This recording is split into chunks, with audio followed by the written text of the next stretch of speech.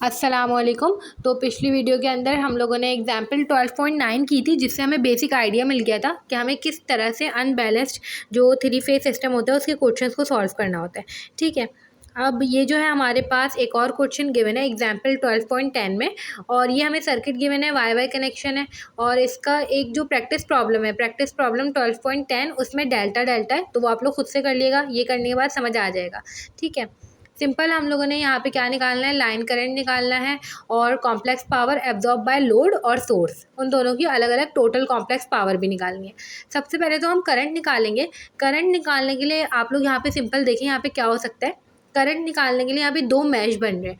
ठीक है, आप लोग यहाँ पे मैश बना लें दोनों, और दोनों मैश से आप लोग I1 और I2 निकालें, और फिर उसके हिसाब से यहाँ पे हमारे पास तीनों करंट्स मिल जाएंगे।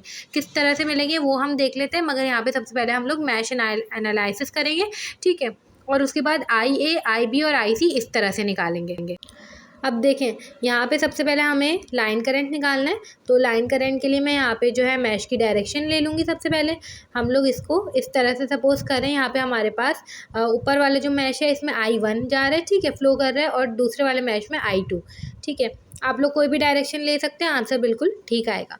अब अगर यहाँ पे हम सबसे पहले मैश 1 की इक्वेशन बनाएं, तो हम देख लेते हैं किस तरह से बनाएंगे। मैश 1 अगर हम देखें तो सबसे पहले ये करंट जो इस तरह से फ्लो कर रहा है, तो नीचे वाली जो सोर्स है ना 120 एंगल -120, इसको देखिए यहाँ पे पॉजिटिव से एंटर होगा करंट, तो 120 एंगल -120 मैं इसको एज इट इज़ लूँगी। प्लस में लिया है मैंने, क्योंकि प्लस से एंटर हो रहा है करंट, सही है।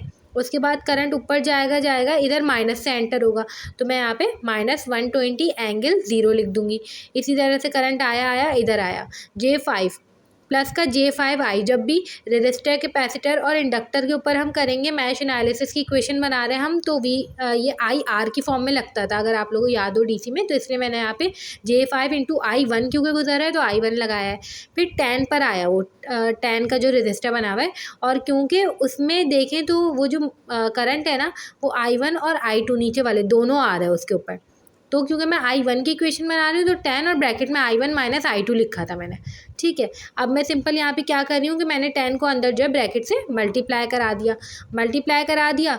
अब देखिए यहाँ पे I1 जो है वो मैं कॉमन निकाल लूँगी यहाँ से, तो ये हो जाएगा J5 प्लस का 10, और यहाँ पे मैं जो है I2 हो जाएगा, I2 के साथ 10 ही है। अब देखें, यहाँ पे जो है आपको पूरी चीज़ सॉल्व करनी है और दूसरी साइड पे ले जानी है। I1 और I2 को एक साइड रखें, बाकी सारी चीज़ें दूसरी साइड पे ले जाके कैलकुलेटर में सॉल्व कर लें, और ये आपके पास माइनस ही है। ठीक है, ये सारी चीज़ें मैं सॉल्व करके दूसरी साइड पे ले जाऊँगी, तो मेरे पास I1 J5 प्लस का 10 -10 I2, ये मैं यहाँ पे रखूँगी, और दूसरी साइड पे जब भी आप लोग कैलकुलेटर में सॉल्व करेंगे तो 120, और यहाँ पे √3 एंगल 30, ये आ जाएगा।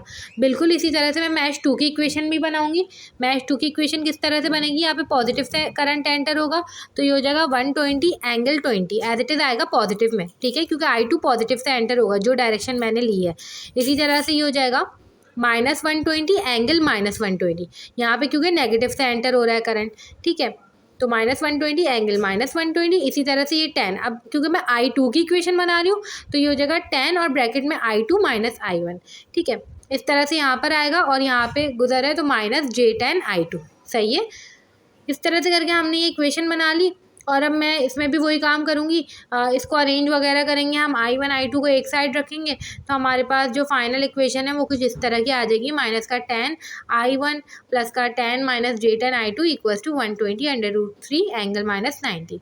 ठीक है, ये मैश 1 की इक्वेशन आ गई, और आपके पास मैश 2 की इक्वेशन आ गई। हमें सारा तरीका पता है, हम मैश एनालिसिस पढ़ चुके हैं। ठीक है, I1 और I2 कैसे निकालते हैं हम, सबसे पहले जो इसका हम मैट्रिक्स बना लेते हैं। मैट्रिक्स बना के हमें इस तरह से बनाना होता है, और फिर उसको सॉल्व करना होता है।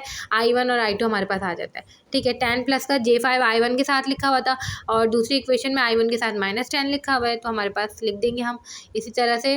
ऊपर I2 के साथ -10 था, वो लिख दिया मैंने, और 10 -J10। ठीक है, ये लिख दिया, और I1 I2, और फिर हमारे पास इक्वेशन की दूसरी साइड पे जो दोनों इक्वेशंस की जो राइट हैंड साइड की चीज़ें थी वो हमने लिख देनी है, 120 √3 एंगल 30 और 120 √3 एंगल -90। ठीक है, इस तरह से करके हमारे पास ये मैट्रिक्स बन गए। अब हमें यहाँ पे क्या करना होता है, 3 चीज़ें निकालनी होती हैं। वो 3 चीज़ें कौन सी है, एक निकालना होता है हमें डेल्टा। ठीक है, एक निकालना होगा हमें डेल्टा वन डेल्टा टू। ठीक है, डेल्टा हम देख लेते हैं हमें किस तरह से निकालना है। यहाँ पे डेल्टा जो है वो हमारे पास क्रॉस मल्टीप्लाई करेंगे दोनों को, 10 प्लस का J5 और 10 माइनस का J10, बीच में माइनस की साइन लगाएंगे और जो दो बचे हैं उनको भी हम लोग मल्टीप्लाई कर देंगे। इस तरह से करके हमारे पास डेल्टा आ जाता है। ठीक है, इसी तरह से हमें डेल्टा वन भी निकालना होता है, डेल्टा टू भी निकालना होता है I1 और I2 के लिए। ठीक है, किस तरह से निकालेंगे देख लेते हैं। देखें, यहाँ पे सिंपल हमारे पास ये वाला जो है मैट्रिक्स गिवन था। अब हमने यहाँ पे डेल्टा वन और डेल्टा टू निकालने हैं। आपके पास जो इक्वेशन की राइट हैंड साइड पे पूरा मैट्रिक्स लिखा हुआ है ना, उसको आप एक दफ़ा इस तरह से करें कि डेल्टा वन के लिए ये जो 10 प्लस का J5 है ये सब कुछ आपने नहीं लिखना। ठीक है, आपने सिंपल क्या करना है, 120 वाला जो ये मैट्रिक्स है पूरा आपने इसकी जगह लिख देना है 120 √3 एंगल 30। ठीक है, और नीचे 120 √3 एंगल -90। इस तरह करके आपने ये लिख दिया और बाकी सारी चीज़ें जो हैं वो एज इट इज़ आएंगी, 10 और 10 माइनस का J10। यह आपके पास हो जाएगा डेल्टा वन के लिए। डेल्टा टू के लिए भी हम यही सेम काम करेंगे, बस हमें जो है रिप्लेस करना होगा दूसरी वाली लाइन को। सही है, जब आप इसको भी क्रॉस मल्टीप्लाई कराएंगे ना, जैसे आपने डेल्टा निकाला है बिल्कुल वही मेथड से, तो आपके पास डेल्टा वन की वैल्यू आ जाएगी। और डेल्टा टू के लिए हमें इसको यहाँ दूसरी लाइन पे रिप्लेस करना है और यही बिल्कुल क्रॉस मल्टीप्लाई करा के जैसे डेल्टा हमने निकाला था उससे हम लोग डेल्टा टू भी निकाल लेंगे। एक दफ़ा हमारे पास डेल्टा वन और डेल्टा टू आ जाए फिर सिंपल हमारे पास I1 और I2 ईजिली आ जाएगा।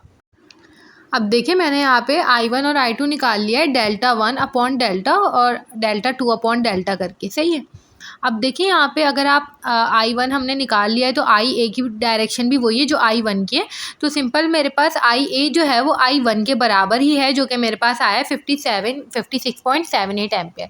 अब मुझे IB निकालना है। IB की डायरेक्शन I2 से सेम है, तो I2 मैं लूँगी पॉजिटिव में और I1 की डायरेक्शन IB से नेगेटिव है।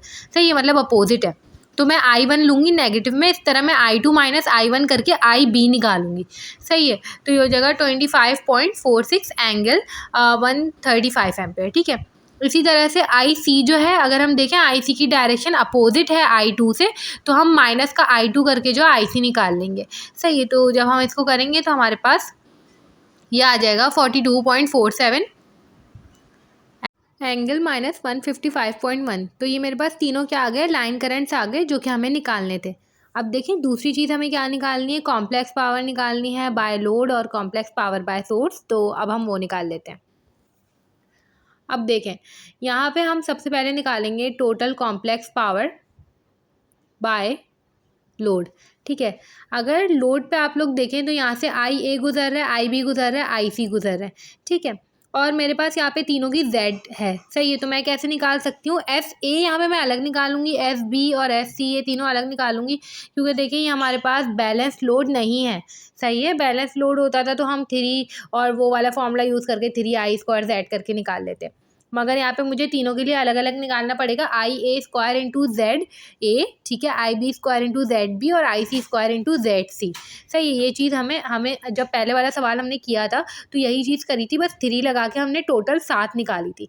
बस हमें इसमें क्या करना होगा, अलग अलग निकालेंगे और तीनों को प्लस करेंगे, जब ही हमारे पास टोटल कॉम्प्लेक्स पावर आएगी। तो यहाँ पर हम लोग वैल्यूज़ रख देते हैं, 56.78 का स्क्वायर इंटू J5, ये हमारे पास आंसर आ जाएगा। और एक और चीज़ जो कि हमें पता है वो ये कि हम लोग हमेशा करंट का मैग्नीट्यूड लेंगे, हम लोग एंगल नहीं लेंगे। ये चीज़ क्यों, क्योंकि जब हमने फॉर्मूलाज पढ़े थे, बेसिक्स पढ़े थे, जब भी हमने देखा था कि इन फॉर्मूलाज के अंदर हमारे पास एंगल नहीं होता, एंगल जो है वो कैंसिल हो जाता है। ठीक है, किस तरह से कैंसिल होते हैं वो भी देखा था। इस तरह करके हमारे पास जो है SA, SB और SC तीनों आ गया। सिंपल हम लोग कॉम्प्लेक्स पावर किस तरह निकाल लेंगे, S equals to SA plus SB plus SC। ठीक है, इन तीनों को प्लस करेंगे, हमारे पास टोटल कॉम्प्लेक्स पावर लोड पर आ जाएगी। तो ये हम निकाल लेते तीनों को प्लस करके।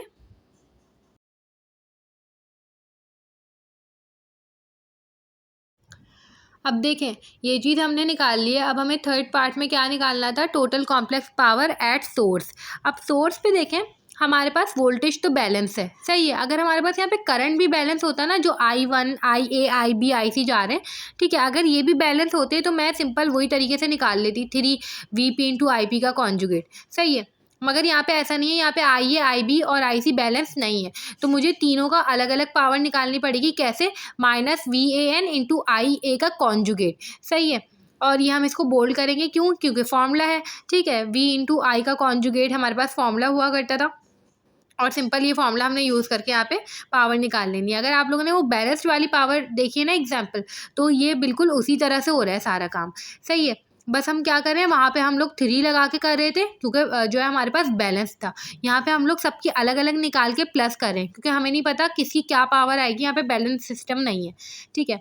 तो सिंपल मैं इसकी ऐसे निकाल लूँगी, एस बी भी निकाल लूँगी बिल्कुल इसी तरह, V B N into I B करके, और एस सी भी निकालूंगी। फिर आखिर में तीनों को प्लस कर दूंगी तो मेरे पास सोर्स की भी कॉम्प्लेक्स पावर आ जाएगी। अब देखिए हमने S A plus S B plus S C करके जो टोटल पावर थी वो निकाल ली है। और एक और चीज़ यहाँ पे समझने वाली है, अभी हमने सोर्स की भी निकाल ली, लोड की भी निकाल ली। ये जो बीच में लाइन है ना, यहाँ पे कोई इम्पिडेंस नहीं गिवन हमें, ठीक है। तो हमने एक एग्जाम्पल के अंदर देखा था कि बीच में इम्पिडेंस जो है ना वो कुछ पावर एब्जॉर्ब कर रही थी, जिसकी वजह से वो जो पावर है ना दोनों आपस में रिलीज और एब्जॉर्ब वाली वो इक्वल नहीं आ रही थी। मगर इस सवाल के अंदर क्योंकि कोई लाइन इम्पिडेंस नहीं है, तो जितनी लोड ने एब्जॉर्ब की है उतनी ही हमारे पास सोर्स ने रिलीज़ की है, और ये चीज़ यहाँ पे दिख रही है हमें, ठीक है। यहाँ पर हमें कैसे दिख रही है कि हमने जब दोनों को प्लस किया तो वो हमारे पास 0 के बराबर आएगा, जो total complex power by load आई है और जो बाय सोर्स आई है, ठीक है। तो इस तरह से करके हमें चेक करना होता है कि हमारी पावर सही आ भी रही है या नहीं आ रही, क्योंकि एक सर्किट के अंदर जितनी रिलीज़ होगी उतनी ही एब्जॉर्ब होगी, कोई एक्स्ट्रा पावर नहीं बचेगी। तो इस तरह से करके हमने ये वाला सवाल किया हमारा।